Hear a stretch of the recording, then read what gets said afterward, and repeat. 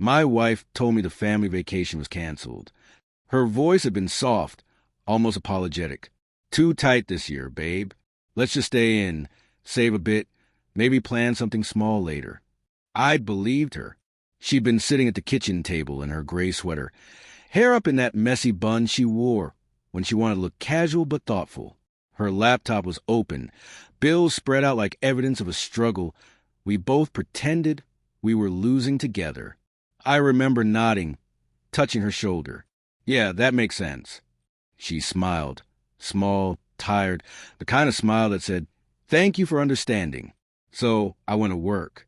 Saturday morning, while most families were packing bags and heading to the coast, I was at the shop, fixing machines, managing shipments, losing myself in the rhythm of work. It was quiet, too quiet for a Saturday that should have been filled with the sound of kids laughing, waves crashing, sunscreen smells, and cheap beach coffee.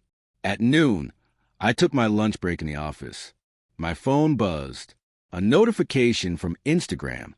Melissa Craig posted a new video. Melissa, my wife's sister. Normally, I'd scroll past, maybe like a picture of her dog out of habit. But this one auto-played.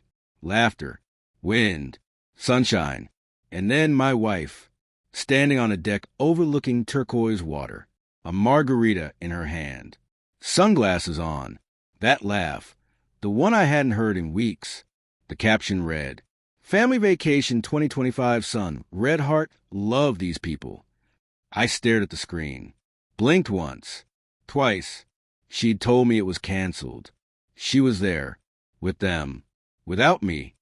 At first, I thought I had to be old. Maybe last year's trip reposted by mistake. But the date on the video said today, 11:46 a.m. The comments were flooding in. Beautiful family. Where's your sister's husband? And then Melissa replied. He couldn't make it winking face. That winking emoji burned more than the sun ever could. When she came home 2 days later, she smelled like salt and coconut. "Hey," she said, as if nothing had happened. "Long day?" I was sitting on the couch, the TV off, the room dim. Her suitcase thudded against the wall as she set it down. "How was the staycation?" I asked. Her body stiffened. "What?" "The staycation," I repeated. "You said we were staying in this year." A long pause. Her lips parted slightly. "I can explain." Then explain. She sank into the armchair, fingers trembling as she untied her hair. It was just supposed to be a short trip. My parents already booked the house months ago, and they didn't have space for everyone. "Stop," I said quietly. "Don't do that. Don't make it about logistics." Tears welled in her eyes. "I don't want to hurt you." I leaned forward. "Then why lie?" She looked away. "Because you've been so distant. Always working. Always tired. I needed a break." My jaw tightened. A break? From me? Her silence was my answer. Over the next week, the truth unraveled piece by piece, like threads pulled from a sweater I no longer recognized. The man in the video, one of the frames I hadn't noticed at first, wasn't her father or cousin. It was Jason, her ex from college, the one she swore she hadn't spoken to in years. They'd run into each other at a mutual friend's event last spring. She said it just happened. I didn't scream, didn't break anything. I just listened, numb, as she described sunsets and mistakes and guilt that meant nothing. But to me, it meant everything. Every night I'd work late. Every time I'd skip dinner to chase one more project, one more invoice, thinking I was building a better life for us. She'd been slipping further away. I moved out quietly 2 weeks later. No grand fights, no dramatic exits. Just folded clothes into a bag and left my keys on the table. She cried, begged, "We can fix this." But there are some things you can't fix. Not because you don't want to, but because the person you trusted isn't the same one anymore. I spent months in a small apartment downtown. The walls were thin, and the nights were colder than I expected. I learned to cook for one. Learned that silence doesn't hurt as much when you stop waiting for someone to fill it. Work became my refuge. I threw myself into it until it became something more. One evening, a friend from a logistics startup reached out.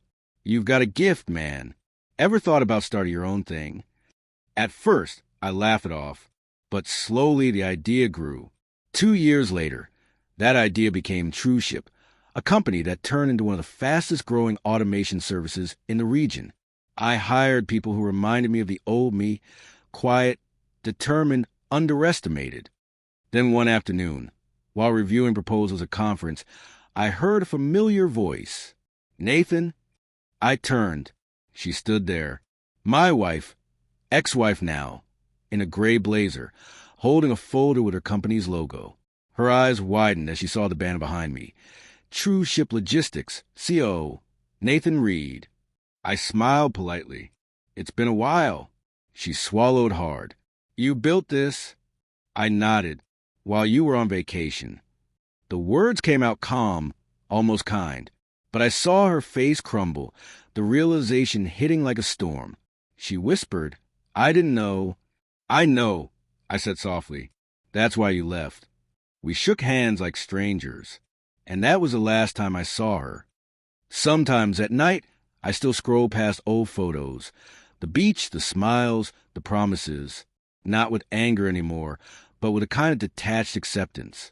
She wasn't evil, just lost. And maybe at the time, I was too, because love isn't always destroyed by betrayal. Sometimes it's undone by absence, by the quiet space between two people who stop seeing each other even when they're sitting side by side. But I learned something through it all. You can lose everything, the love, the trust, the illusion, and still come out stronger. Not because revenge heals you, but because peace eventually does. And when I see the ocean now, I don't think of her. I think of the man who stayed behind, working while everyone else was laughing, the man who refused a break. Because sometimes the one who stays home, the one everyone forgets, becomes the one the world remembers.